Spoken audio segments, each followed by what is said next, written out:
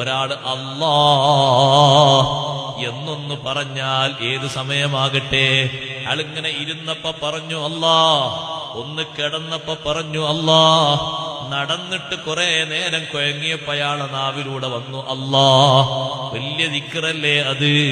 അതുകൊണ്ടല്ലേ അഷ്റഫുൽ ഖൽഖ് സല്ലല്ലാഹു അലൈഹി വസല്ലമ തങ്ങൾ നാളെ മഹ്ശറിൽ വരുന്ന ഒരാളെ സംബന്ധിച്ച് തങ്ങൾ പറഞ്ഞു, മഹ്ശറിൽ വന്നിട്ട് മീസാൻ ഇങ്ങനെ തൂക്കുന്ന നേരത്ത് ഒരാളെ ഹസനാത്തിന്റെ തട്ട് വളരെ കുറവായി കാണുന്നു.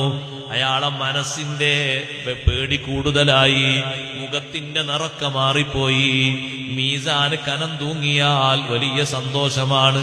അള്ളാഹു നമുക്ക് ഭാഗ്യം നൽകുമാറാകട്ടെ. മീസാന് ഹസനാത്തിന്റെ തട്ട് കനം തൂങ്ങിക്കണ്ടാൽ ആ മനുഷ്യന് ലഭിക്കുന്ന സന്തോഷം ചെറുതല്ല. ഹസനാത്തിന്റെ തട്ടിങ്ങനെ കനം കുറഞ്ഞ് തിന്മയുടെ തുലാസ് ഇങ്ങനെ കനം കൂടി വരുമ്പോ ഈ മനുഷ്യന്റെ മുഖത്തിന്റെ നിറം മാറുന്നു, വിഷമം കൂടി വരുന്നു, വാക്കുകൾ ലഭിക്കാതെ തപ്പിത്തടയുന്നു. അപ്പോഴതാ ഒരു അപരിചിതനായ വ്യക്തി മനുഷ്യരൂപത്തിൽ ഒരാൾ മുന്നോട്ട് വരുന്നു. വന്നിട്ട് സഹോദരങ്ങളെ, നമ്മുടെ സിം കാർഡില്ലേ, ചെറിയ സിം കാർഡ് പോലെയുള്ളൊരു ബിത്താഖ, ചെറിയ ഒരു കാർഡ് ഈ ഹസനാത്തിന്റെ തട്ടിലേക്ക് അങ്ങിടുന്നു.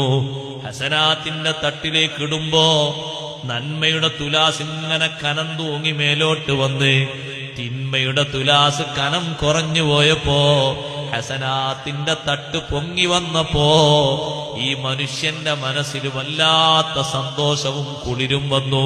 അദ്ദേഹം ചോദിക്കുന്നു, ഇത് എന്താണ്? ഈ കൊണ്ടുവന്നിട്ടത് എന്താണ്? എനിക്കറിയില്ലല്ലോ. നിങ്ങളെന്തോ കാര്യമായ നന്മയാണല്ലോ കൊണ്ടുവന്നിട്ടിരിക്കുന്നത്. കൊണ്ടുവന്നിട്ടാണ് പറയുന്നത്, ഞാൻ അള്ളാഹുവിന്റെ ഒരു മലക്കാണ്. എന്ത് മലക്ക് എന്നറിയോ? ദിക്ർ ചൊല്ലുന്നത് പ്രത്യേകം മീതാൻ നിർദ്ദേശിക്കപ്പെട്ട മലക്കുകളെ കൂട്ടത്തിൽ ഒരു മലക്കാണ് ഞാന്. കൊണ്ടുവന്നിട്ട ദിക്ർ ഏതാന്നറിയുമോ?